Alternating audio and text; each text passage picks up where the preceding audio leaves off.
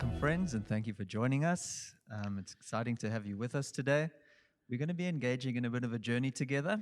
We're trusting to bring you encouragement in the context of your business and personal finances over this next few weeks. We're knowing it's been a tough time. It's been a unique time in history, really, for everyone globally, with what's happened with the COVID-19 pandemic, and it's affected a lot of people in very real ways in their businesses and in their financial situations.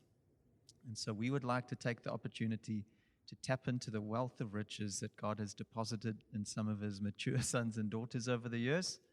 And we're going to engage in a series of interviews and really try and unlock and download some of that for you. So today, we've got Mike Jansen with us. Mike, thank you so much for being with us. Very exciting to have a conversation with you and see what you have to share. Mike, you've obviously been in our church for a number of years now. And before that, you've operated in a business capacity at a very high level in terms of involved in the information technology system side of things, managing that, developing that for a number of different entities, both nationally, internationally. And so you come with a lot of experience, a lot of practical involvement at very diverse and different ways, and we'd love to just hear more of that. So thank you for being here, and maybe just to start there, I'd love to hear a bit of your story in terms of business. How did things start for you, and coming up to the time of your retirement? It's a big chunk of years, but maybe just in a minute or two, a little bit about your journey, Mike. Thank you very much, Alistair. Thank you very much. Very nice to be with you today. And let me just share something that I grew up in a home that was a fairly poor home. Okay, just my father worked in the post office, and even though our home life was a good one, there was not a lot to go around. I finally ended up going to UPE in Port Elizabeth. It's Nelson Mandela Bay University now. Similar with Wits, changing to Johannesburg University and that sort of thing. But one of the key things, I actually have a little bit of an art talent, and I wanted to become an architect. So I had a bursary to go and join as an architect, and I came down from military training, spending time on the border at that point in time, which was not a good experience because you were fighting against some of the things that were inherent within the system, and you were pulled into the environment. And here I arrived, and I just heard that there's a new course, computer science. Would you like to find out what it's all about? And within 2 weeks, I had changed my mind. I had cancelled the architecture course in Pretoria and started doing computer science at UPE. And from then on, I moved into the world of computers. And it's a significant change if you think that all the planning, all the things that you do changes within moments of being in the presence of the Lord. So with computers, yes? I was just going to say that's an amazing dynamic. So I think a lot of people, especially younger people, finishing school, going through the similar situation to you, and they have ideas, passions, things that they think might be a lifelong career. And yet in that transition time of making those decisions, it can turn right angles 90 degrees, and you don't know where that'll take you in the end, do you? That's what I want to share about my life, is that if you don't listen to the Lord and you stay attentive to the Lord, okay, you go down tracks where you have to backtrack all the time and redo certain things and start all over. Because the Lord, if the Lord takes hold of you, he will let you pursue your will, but he's actually waiting for you to pursue his will. It's so important. Powerful. So if you watch somebody, my take is you have to spend time with the Lord. And as I went through my career and up to today, the biggest thing in life is being able to separate yourself from the world and the worldly things and the world issues around you and try and hear what the Lord says to you about the plans that he has for you. Okay. It's so easy to say the Lord's have plans for you to prosper and that sort of thing. But when you're sitting in a crisis like we are today, what are those plans? how do you determine those plans? And we'll talk a little bit about that. So I moved through university. I joined IBM for 20 years and started working as a systems engineer in technology and with the banks. And I was involved heavily with the integration of Absa Bank, which was Volksgas, Trust Bank, Allied Building Society, and the United Building Society. And the issues that happened in the early 80s already that created Absa that I would realize later in my life, sort of 25 to almost 30 years later.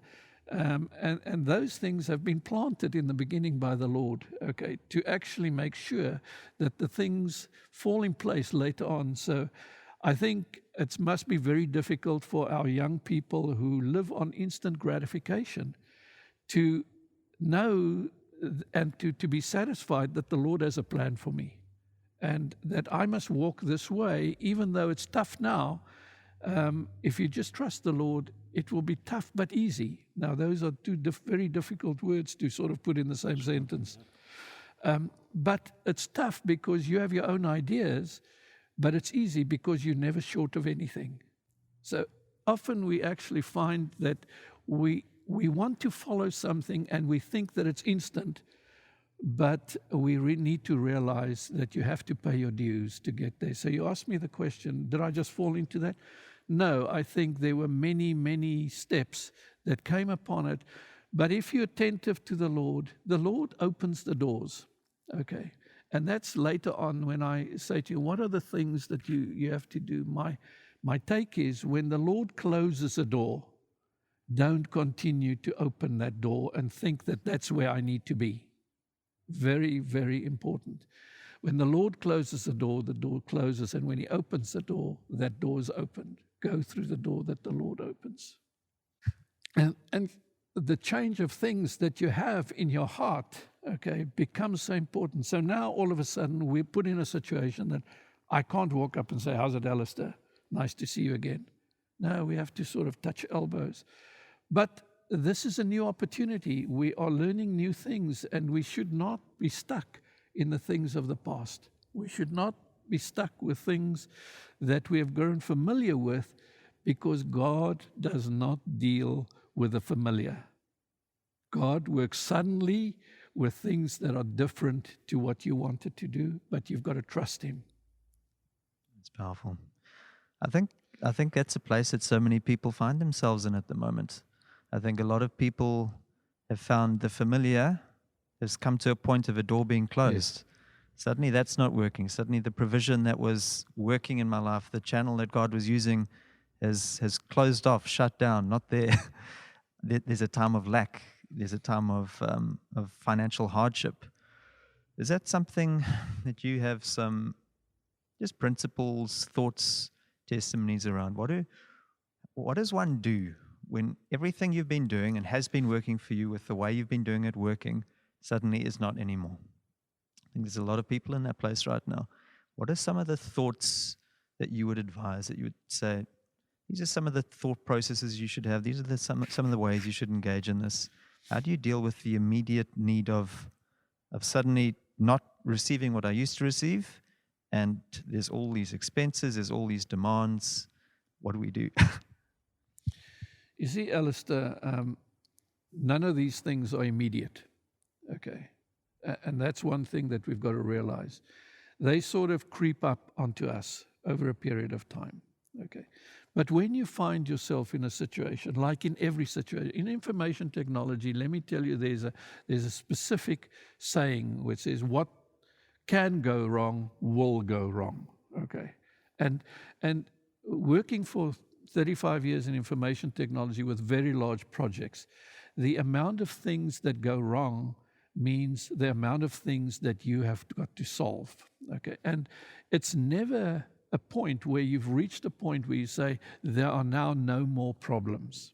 So the first thing that I believe you need to do is you need to assess the situation that you find yourself in. And you need to try and understand, what is this problem, okay? If you find yourself without money, okay, you say, I've lost my job, okay? The key thing is, yes, you have lost your job, okay? Where and I don't want to go into certain practices that people may have had, but some people live in debt. Okay, I was amazed, and you will forgive me for this, that when I started talking to the Swiss people in Switzerland about microloans and loans into the emerging world, they asked me, what is a loan? Really? We don't have loans. Nobody in Switzerland live by borrowing money. It is family money, and we use the money that we have to build things and do future things. So can you imagine there's a group of people on this planet that live in a way where debt is an unknown element within them? Okay, it's purely investment. The only thing we Sounds focus like where I want to be. Exactly, we focus on investment. So back to the thing. The first thing that you've got to realize is, what is the problem that I'm having? Okay. The problem may be in one person that he's developed an illness and can no longer work. Okay. And then what is the issue? And then in another person, they've lost their job. In another person, the market has dried up. I spoke to a farmer the other day in the UK. He had developed his business. He was a chicken business, and he had developed his business to such an extent that he was the sole provider to the restaurant industry in the UK of chickens. And with the COVID things, all restaurants were closed. You can imagine he's delivering 50,000 chickens per week into a market that all of a sudden becomes zero. Nothing. What do you do with this production line that's rushing off here and the chickens are falling off the side at 50,000 a week? The big thing is, decide what is the problem that you have. Is the problem that my market is dried up? Is the problem that is my illness the problem? Do I need to address the illness? And try to get behind the problem. Okay. I like that, because I think that the deception and the lie is sometimes that it's everything. Yes. It's overwhelmingly everything is not working. I can't do anything because everything doesn't work. But I think what you're saying is, if one is just a little bit analytical, you can identify a portion of the problem, something bite-sized, something you can address, something you can work on. Exactly. So you've got to try and understand, okay, what is your problem? Staff. Okay. They may be, you may have staff that are standing up and shouting that they're picketing because they're not getting the remuneration that they wanted. Okay. Is the issue the staff? Is the issue the finances? Or is the issue fairly deep, that their expenses have grown? And sit down with them and try to understand, how has your situation changed over the last year, that all of a sudden now it becomes a problem that is now becoming my problem, that you're picketing and my production is stopping because the life that you've led has changed. Okay, so is it a staff problem? Is it a finance problem? Okay, how do you solve that type of thing? And is it a first degree problem? What I mean by first degree or secondary is the problem something that I can address immediately? Is it within my ambit to address, or is it outside of my ambit? Like we're finding this corona problem, it's outside of most of our issues. Okay, so once I've identified the problem, okay, then I've got to sit down and say, this problem has to do with the following things. Like, if I look at this corona problem, the first thing that hits me is, this is a management of risk problem. Whatever it may be, okay? We are here managing a risk. That's the thing that we're doing, okay? We're putting on a mask to do that. We're managing the risk. And because of the fact that we're managing the risk, there are some consequences of that. Sure. Okay. And once I've decided that I'm managing a risk, now I can look at the things on the outside of me to say, because it's a risk management, I am happy that that is happening, or that's happening, or that's happening, and what can I do next? Okay. How can I protect myself? Once I've protected myself against the risk, then I can start moving out of this problem, because it's a risk problem. Okay. If you see it as a financial problem, you want to go to the bank to get more money. But actually, your business depends on managing the risk. And that's why some restaurants immediately changed their business model to say that now they will deliver takeaways. Okay, I can't have people sitting down. Let me give you an example of opportunity that comes through this whole COVID thing. And this comes a little bit because of the innovation work that we did. Okay, and I'll talk a little bit about that. But you're sitting managing the risk with people sitting with home education that have come into their homes for the last 2 months.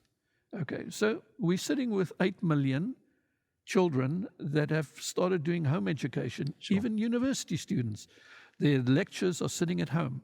Okay, so you're sitting at home and most people are sitting at their dining room tables doing their education.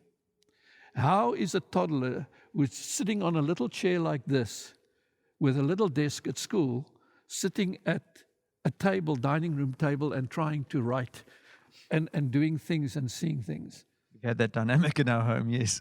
Exactly. So there are sitting 5 million people with once little cushions to put on their dining room chairs so that children can sit on cushions so that they can write easily on the dining room table.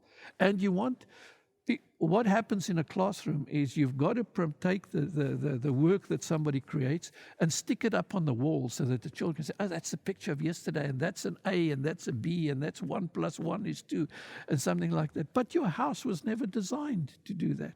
So how do you now display some of these things? So there are lots of opportunities for people to create little things that you can put into your house as a backdrop in a room, or a string with pegs on that you can hang things on. And I'm giving you ideas for people to start thinking that this has created new opportunities. Such a powerful thought process there, that every problem, every challenge, viewed the correct way, is just an opportunity for someone else. Exactly. And do we have that mentality? Well, some people have the ability to do that easily. Others need to be led into that. They need to have questions posed to them to say, what do you think of that? If you think about people sitting at home, let me take another thing. Okay.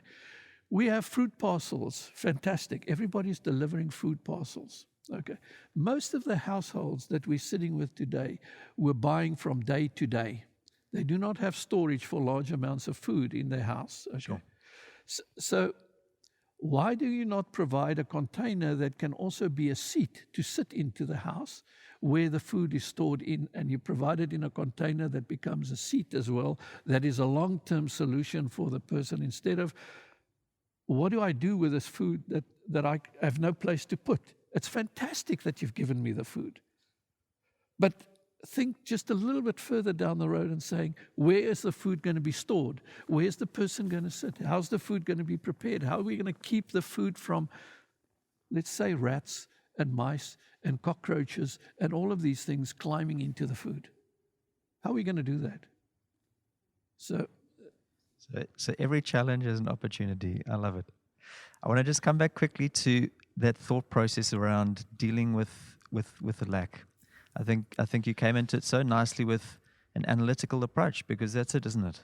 Yes. Often we're not able to analyze the problem. We're not able to identify what the actual problem is so that we can give it an actual solution. But is there another element to that, to dealing with lack and transitioning that process? Alistair, I'm so glad that you asked that, because in my life, this has been sort of, and I must confess to the Lord to say, Lord, I didn't go to you first of all. So I try and that's the problem with us as humans. We think we have an ability to solve things, and we go down an analytical approach, and we do all the homework, which I think we need to do. But why do we leave the Lord out of that process? Why do we leave God out of that process? And my exercises have come into the points where I've got to the point where I say, Lord, this problem is outside of what I can do. It's so big, it actually lies in your sphere.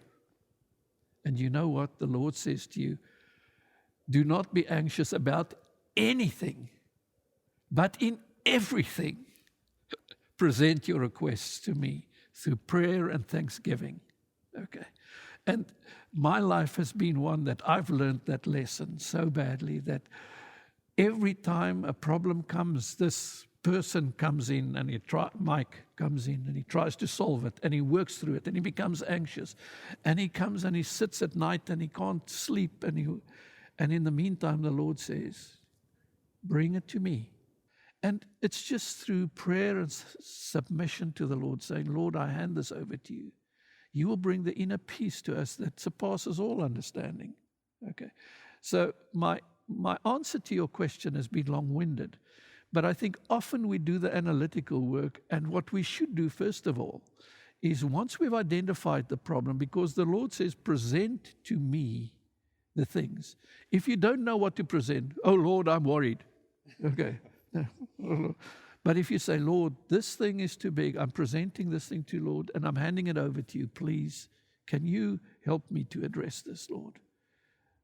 That's really powerful. I think that helps people come into the context of where God needs them to be, because I think some of us err on the side of, analysis paralysis, analyze everything into the ground and go nowhere. Others of us err on the side of a spiritual, faraway place where we're just hearing God's voice and nothing ever becomes practical, that we get down to nuts and bolts. So I think to carry those two and know that God's in both, that's a wonderful encouragement. Let me say to you, so one of the key things is we've got to get to the point that we trust the Lord.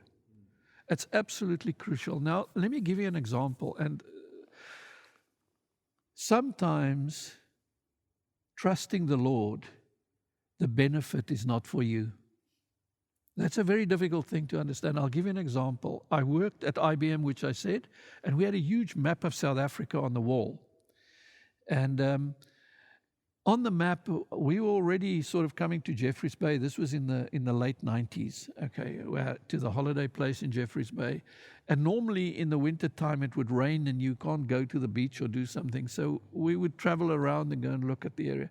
And I was looking at the map, and the Lord said to me, there's a place that I want you to go to. It starts with a C. And I started looking and looking. And there was a place, Cumbia, in Baffianskloof, and no, that's not the place. And then I saw a place called Kaleski Plaas.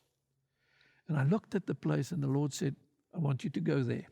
We came down on holiday. It was June. It was raining. And I said to Marlene, we've got to go there. The Lord is showing me this place. I wonder what it is if he wants us to buy a farm. Kaleski Plaas, where we get into the car, we're not even properly planned for how much fuel we've got in the car, whatever. We're up into the Baffianskloof and down we go to the thing. And here we get to this little place.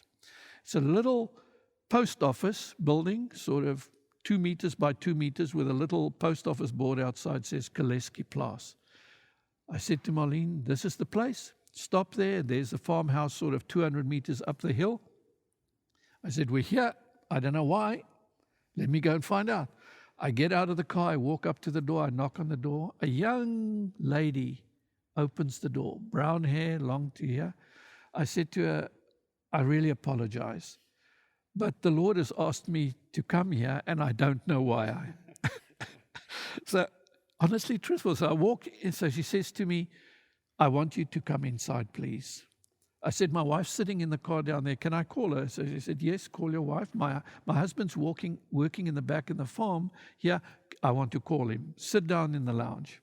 I went, we sat down in the lounge, and I waited for her. She came in with her husband, and the word she used was, tell my husband what you've just told me. And I said to her, the Lord said I must come here, and I don't know why. Okay, maybe there's something that you want to share with me.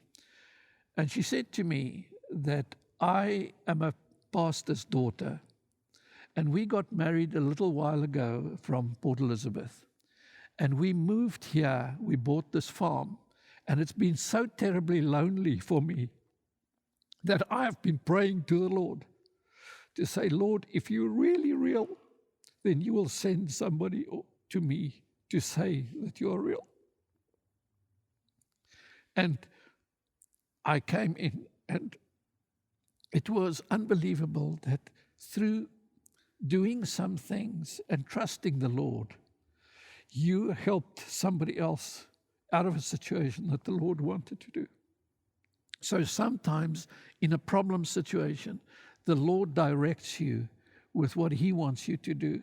But I can tell you, I left that place knowing that I serve a God who is real, who is a miracle-working God, who cares for everyone. Such a powerful story. It's just like you said, it's amazing to know the heart of God for every individual. Yeah. Beyond what we see, what we know, what we can understand. And yet when we just walk our journey with Him, when we follow our steps, hear His voice, follow the journey, how He's got a bigger plan that impacts everyone beyond us. I wanted to ask you something else. I think, in this business context, we go through times of lack. We do the analysis. God leads us.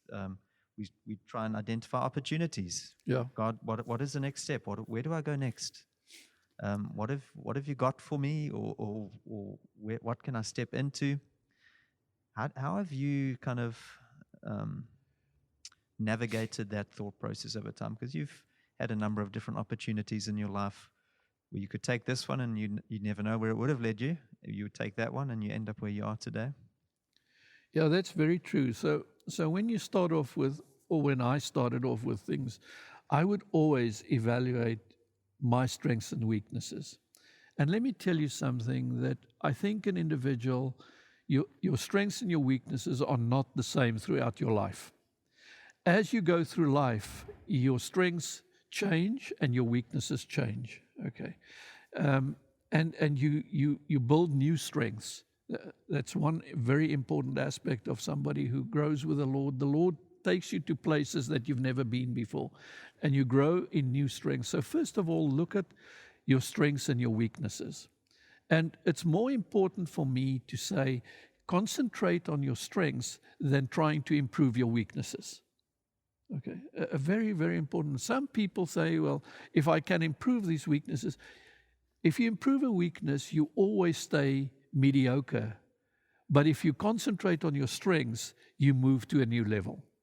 So what you do is you change the whole way that you think about things. And then the last point. I just want to take a moment on that point, because that for me is so powerful. I think when we don't get our attitudes right, you almost become crippled and unable to step, isn't it so? Absolutely. Yeah, so I think that's such a powerful point you've made there. Maybe just onto a final portion of this, I suppose, really. We go through tough times, we make decisions, we seek the Lord, we see opportunities, and then you get to the point that you need to make certain decisions in life, don't you? You have to choose this or that. Yes. Some of those decisions are small and some of them are big and can really sink or swim decisions.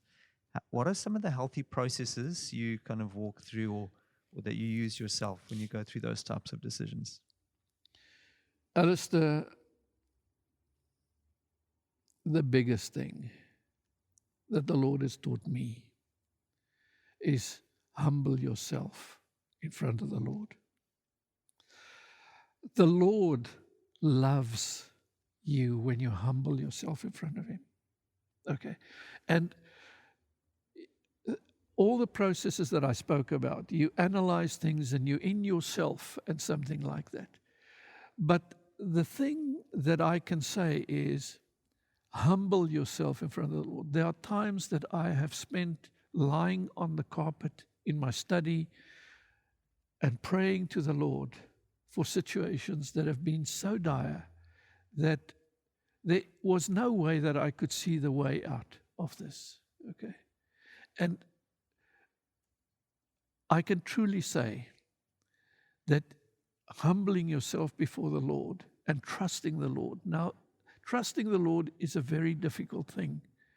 Very difficult. Many people will say, but the Lord has promised me this, and in His word He's promised me this. Why must I? You know, I look at Jabez's prayer. Okay. Lord, enlarge my territory. Okay.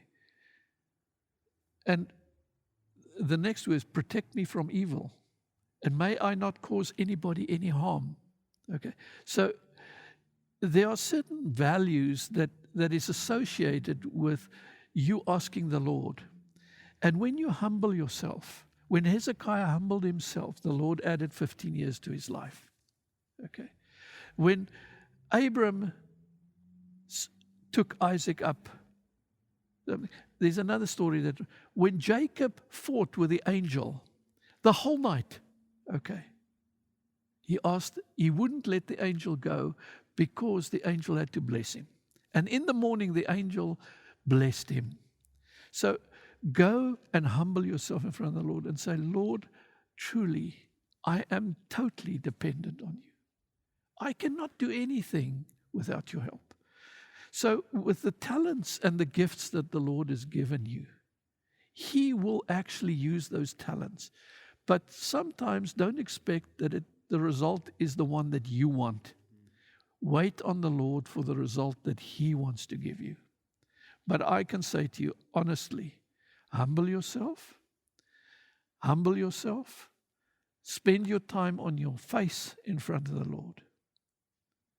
It's the biggest thing in my life and that's why the tears are still coming in my face, okay, when I speak about these things, it is in humbleness that I realize how the Lord has worked in my life and how He's brought things forward that I could never, ever have done at all by myself or with the help of a friend or whatever, but only through the Lord. That's beautiful. Mike, thank you for those kind words. We really appreciate that. It's true. And I thank you for engaging with us today. I hope you've been encouraged. I hope something has touched your heart. And I want to encourage you. There's always people that can be involved to pray with you, to give you some pointers, some guidance.